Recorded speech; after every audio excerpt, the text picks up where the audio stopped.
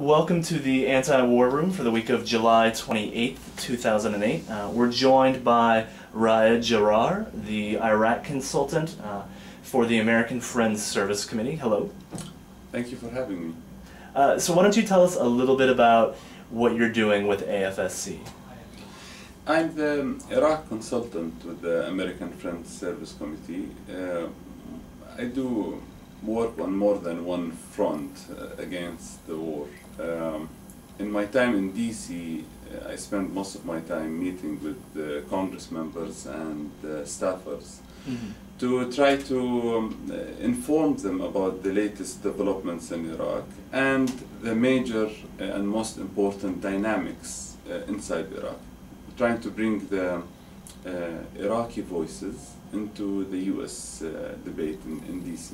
Okay. Then when I'm outside DC, I go on speaking tours and I speak to groups of grassroots organizers or to the public around the country to inform them about what do the Iraqis think about the war, what do the Iraqis want, and what's happening according to the Iraqi narrative of the story. We never hear that narrative. We usually hear what the mainstream US narrative is. So I think our work in general is based on trying to end the war completely, end the occupation without leaving any permanent bases. Yeah. And we base most of our work on educating the US public and Congress on what's happening in Iraq. Okay. Now, this week happens to be the end of July, which at one point was the deadline that the Bush administration had set for finalizing the status of forces and strategic framework agreements with the Iraqi government. And in the past week, we've heard a lot of comments from Maliki and others, both inside and outside of Iraq, that sort of have changed the nature of those agreements a lot. Can you tell us a little bit about those developments? Well, I think it's a very positive development that the Iraqi opposition to signing any agreement with the US has succeeded in preventing al-Maliki and Bush from implementing their plan. July 31st is the deadline that was set by the Bush administration itself, and it failed to meet its own deadline. Now, the reasons behind the failure is actually the huge Iraqi opposition, grassroots and parliamentarian opposition to signing any agreement with the US. AFSC helped bring a couple of delegations of Iraqi members of parliament to the Congress. The first one happened last month in June, and the second one just happened now, the last week of July.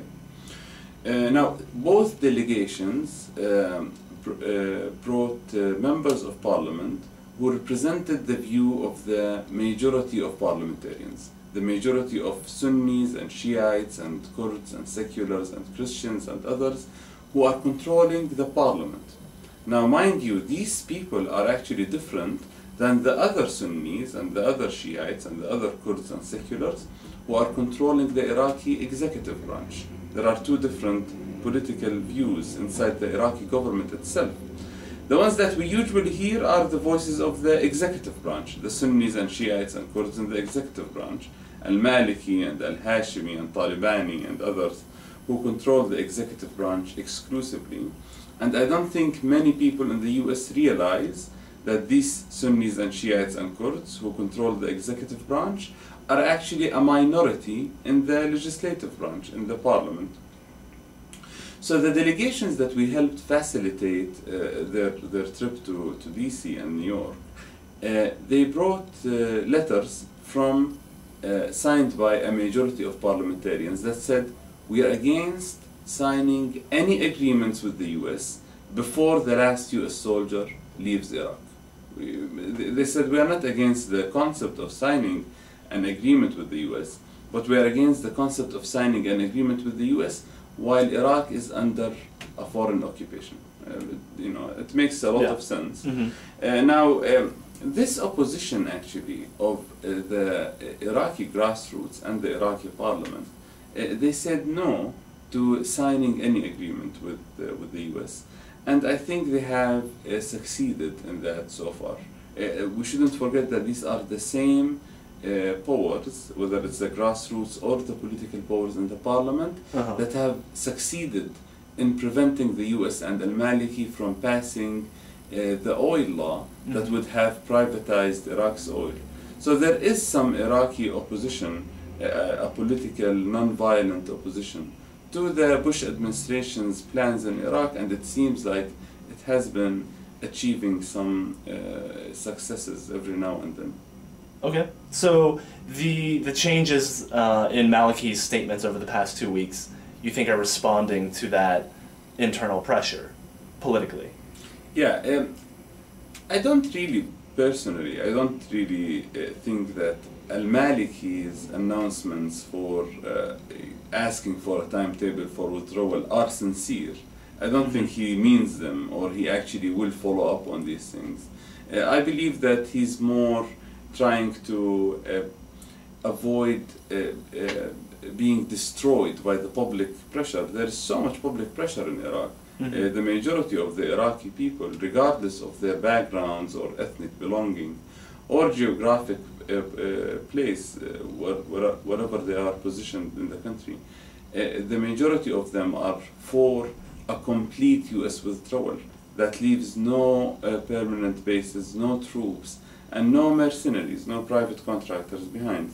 And I think al-Maliki realizes that he and his cabinet and the rest of the executive branch are very much isolated in asking for a long-term US occupation, in asking for partitioning in Iraq, and in asking to continue the foreign intervention of Iran and other countries in the region, and to privatize Iraq's oil.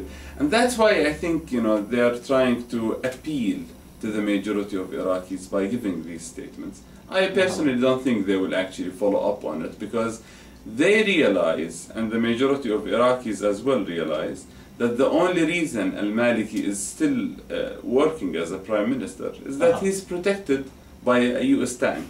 He's not really protected by Iraqis or Iraqi army or anything. He's protected by US tanks who are preventing the majority of Iraqis from bringing down the unrepresentative executive branch that was never elected and that does not represent what the majority of Iraqis want.